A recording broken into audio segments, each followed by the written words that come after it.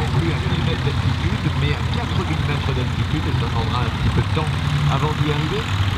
Les avions, les Pilatus sont remarquables avec leur fuselage taillé à la serpe, du cubique, du pratique, de l'efficace. Cette forme de Gastana, le nombre de pratiquants de parachutisme, 4000, Élodie, c'est de Marguerite.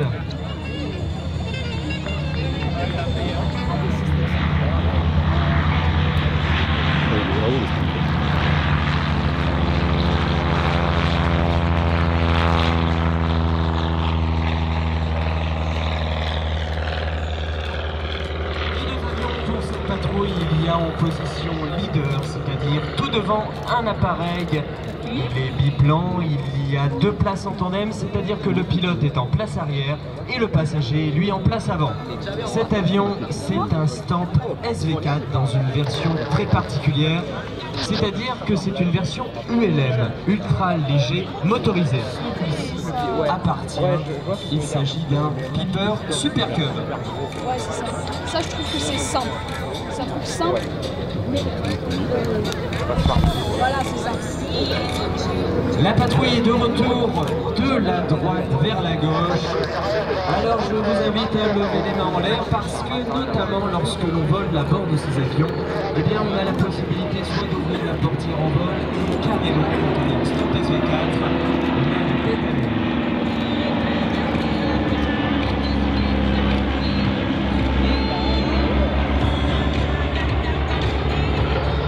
Le Stamp SV4 est un avion qui a marqué toutes les écoles de pilotage et notamment l'école nationale de l'aviation civile qui, à l'après-seconde guerre mondiale, en a été équipé de nombreux. C'est également l'avion, si on se rappelle l'histoire de l'armée de l'air et de l'espace, c'est l'avion qui a équipé une patrouille qui s'appelle la patrouille d'Étampes et qui est en quelque sorte l'ancêtre de notre patrouille de France que nous verrons voler cet après-midi.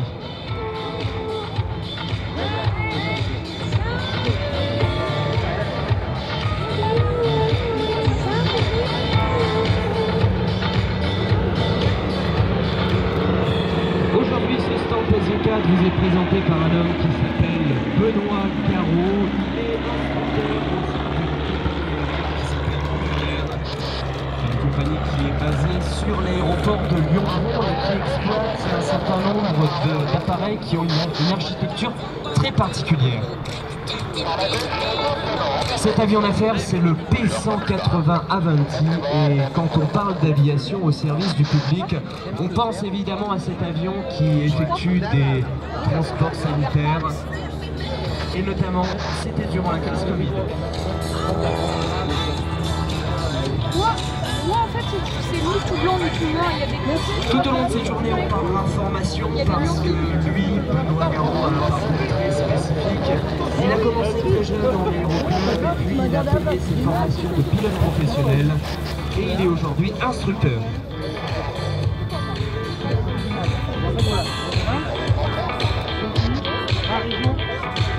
C'est donc une version ultra léger motorisée. Les Stamp SV4 sont des appareils tout droit issus de l'époque des années 30.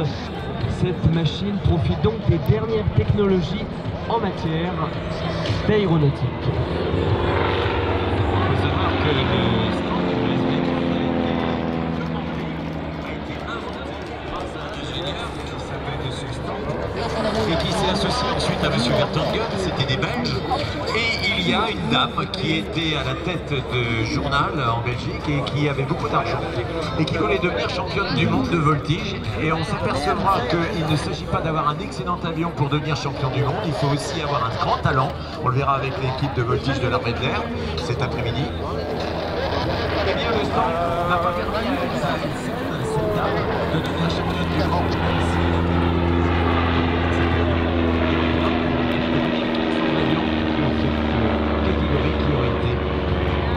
Répartis dans les 3 armées, l'armée de terre, l'armée de l'air et la marine nationale.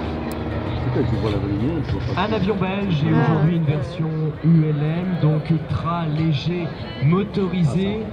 Ça signifie quoi, Jean-François? Eh bien, aux yeux de la réglementation, les ultra-légers motorisés doivent peser moins de 470 kg avec un parachute, ce qui veut dire qu'on a en quelque sorte un avion ancien qui est ultra neuf dans le ciel.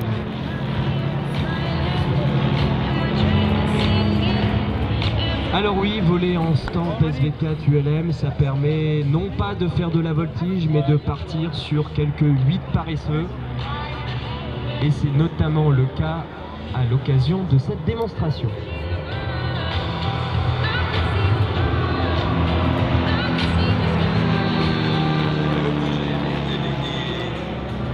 D'un homme, Monsieur Pégon. Et Monsieur Pégon, c'était un homme qui était amoureux des femmes. Et donc pour les impressionner, eh bien avec son avion, il faisait du saut de parachute. Oui, à l'époque, il avait son avion, il était monoplace, il décollait avec, il montait en altitude, et ensuite il se jetait dans le vide avec son parachute et ça impressionnait les femmes. Évidemment, le mec il était lui-même, et en regardant son avion, il voulait lui-même faire des arabesques. Il s'est dit, mais si je fais des arabesques à bord de cet avion, forcément je vais encore avoir plus de conquêtes. C'est ainsi qu'il est l'homme qui a réalisé le premier looping, et puis on verra ensuite que pendant les guerres, il y aura eu besoin d'éviter l'adversaire. Le passage du ski.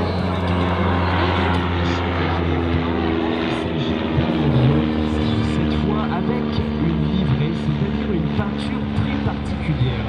Si vous avez de bons yeux ou si vous l'avez vu au sol, cet avion, il est de couleur vert avec des étoiles roses. Alors, beaucoup d'avions ont fait du cinéma, nous le verrons cet après-midi, mais si vous vous rappelez le film L'Homme de Rio avec Jean-Paul Belmondo, à un moment donné du film, on lui pose la question, mais votre voiture, vous la voulez de quelle couleur? Il répond rose avec des étoiles vertes. Alors, parce que cette démonstration est aussi empreinte de beaucoup d'humour, son pilote Romain Gérard avait modélisé cette livrée, mais malheureusement l'esthétique n'était pas au rendez-vous. Alors ils se sont dit, eh bien nous on va le faire vert, mais cette fois avec des étoiles roses.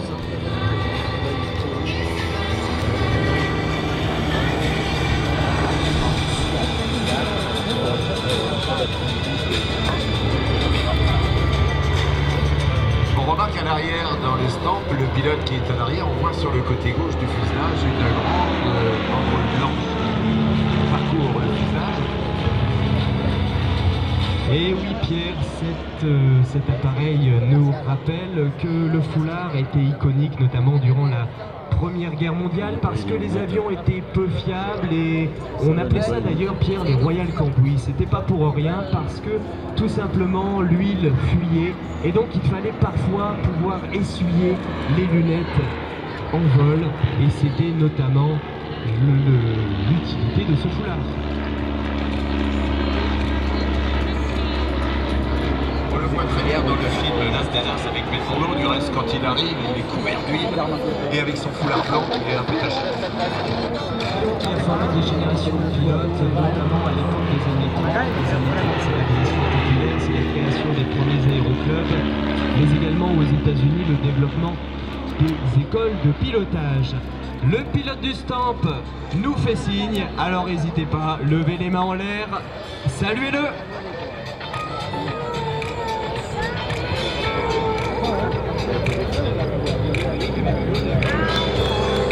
Sur des champs qui sont énormes, d'avoir une bonne visibilité sur leur culture. Alors l'aviation, ça permet de réduire les distances parce qu'on augmente les vitesses et qu'on n'est pas contraint par les routes. L'horizon, il a 27 km devant lui. Et bien, plus on s'élève, mieux on voit loin. 1,23 racines de H en pied, ça c'est pour les gens qui sont scientifiques. Mais si vous estimez être à 10 000 mètres, eh bien vous voyez à plus de 120 km.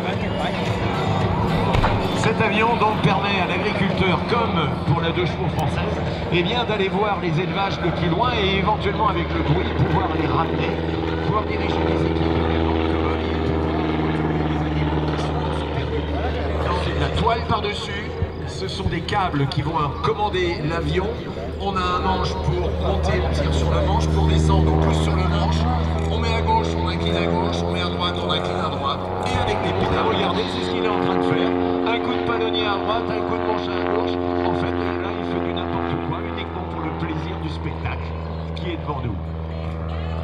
cet avion, pour qu'on puisse voir au-dessus, eh bien, il y a une partie translucide, il y a des verrières très larges, et si vous le regardez quand il va revenir vers vous, les deux portes sont ouvertes. Il y en a une qui se colle contre l'aile au-dessus, l'autre qui s'abaisse et qui va contre le fuselage, et il se peut que le pilote même mette les pieds en dehors et fasse coucou au public. C'est ce qui arrive parfois dans les meetings aériens. Regardez, les portes sont ouvertes, et le pilote communie avec vous. Alors on lève les bras et on lui dit salut. Et oui, ce pilote, il s'appelle Romain aujourd'hui et c'est un ancien mécanicien de chez Airbus qui a décidé qu'il voulait voler, alors il a poussé la porte du SAMU et il est aujourd'hui l'équivalent de ce que l'on appellerait le mécanicien navigant pour les équipages du SAMU. Autrement dit, il vient assister les équipages de conduite, les pilotes dans leur mission, il gère le carburant, il gère l'itinéraire et ça, c'est une mission bien louable. Et puis les pimpers, eh bien, lorsque on s'aperçoit que c'est un avion qui est simple et qui est fiable, on est dans le conflit mondial, alors on va le fabriquer en série et on va le mettre dans des caisses. On va l'envoyer en Europe sur les théâtres d'opération. En quelques heures, il est monté par des mécaniciens qui ne sont pas forcément des mécaniciens professionnels. Et cet avion va pouvoir être utilisé une dizaine d'heures, une quinzaine d'heures. C'est du consommable, on le jette, on le casse. Au lendemain de la guerre, on s'aperçoit que cet avion qui a permis de rapporter des informations parce que c'est un avion qui vole pas, qui tourne sur place, qui est capable d'être très très indiscret, eh bien cet avion va être donné aux aéroclubs, mais va être donné également aux armées, notamment l'aviation légère de l'armée de terre qui en auront, avec des moteurs Lycoming. Et puis on va faire évoluer cet avion en mettant des volets à l'arrière. Autrement dit, on va diminuer sa vitesse d'atterrissage en augmentant la surface de l'aile. On va y mettre des radios, on va mettre des démarreurs, on va le rendre de plus en plus moderne jusqu'à ce que de nouveaux avions arrivent sur le terrain. Les aéroclubs vont abandonner ces avions. Aujourd'hui, ce sont des pièces de collection. Il y en a beaucoup encore en état de vol, mais ça représente environ 10 heures de travail pour 1 heure de vol sur cet avion. Un détail croustillant, les trains d'atterrissage, ils ne possèdent pas d'amortisseur, ils possèdent des élastiques, des gros tendeurs qui sont croisés l'un à l'autre et qui permettent aujourd'hui sur notre Super Cub qui est actuellement en vol. C'est d'ailleurs là que cet avion a eu le surnom de Grasshopper, tout simplement il s'appelle parce que cet avion a eu effectivement, comme tu l'as rappelé Pierre, des utilisations militaires et on pourrait par exemple se rappeler ce qui a été l'une des plus belles missions de cet avion. Nous sommes le 24 août 1944 et viennent de prendre place à bord 2 officiers, le capitaine Jean Calais et le lieutenant Étienne Mantoux. Quand on dessine un avion, parce qu'on est dessinateur d'avions, on n'est pas aujourd'hui avec des systèmes CATIA qui sont inventés par Dassault pour fabriquer sur modélisation informatique des avions. On est avec une planche à dessin et sur cette planche à dessin, on va dessiner les ailes, on va dessiner le fuselage, on va dessiner le train d'atterrissage. Et puis une fois que c'est fait, eh bien, on va commencer la construction dans un atelier. Et là, le contremaître va venir dire au dessinateur, qui est donc ingénieur, désolé, mais là les câbles ça passe pas. Alors on va redessiner dans la nuit pour qu'au matin on puisse faire le fuselage qui aille bien. Et puis on va changer la position également des attaches moteurs. On va changer la forme de la dérive parce qu'elle perturbe ou elle est perturbée.